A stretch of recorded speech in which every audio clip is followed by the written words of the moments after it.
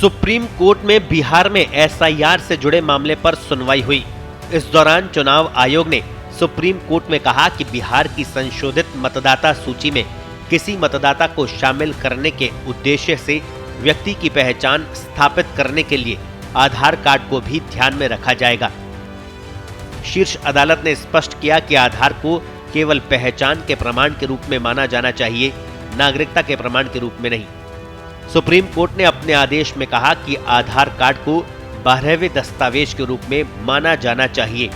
Court ने कहा कि कोई नहीं चाहता कि चुनाव आयोग अवैध प्रवासियों को मतदाता सूची में शामिल करे। वास्तविक वोटर को मतदान का अधिकार होगा। अदालत ने कहा कि केवल वास्तविक नागरिकों को ही मतदान का अधिकार होगा। जाली दस्तावेजों के आधार पर वास्तविक होने का दावा करने वालों को इससे बाहर रखा जाएगा। सुप्रीम कोर्ट में सुनवाई के दौरान चुनाव आयोग ने कहा कि बिहार में 7 करोड़ 24 लाख में से 99.6% ने पहले ही दस्तावेज जमा कर दिए हैं। वहीं पिछले आदेश में 65 लाख लोगों के लिए आधार की अनुमति दी गई थी। उनके लिए किसी भी याचिकाकर्ता ने ये नहीं बताया कि बड़ी संख्या में लोगों को गलत तरीके से बाहर रखा गया है। आपको बता दें, आधार को एसआईआर के 11 दस्तावेजों की लिस्ट से बाहर रखे जाने पर विपक्ष ने जमकर आरोप लगाए।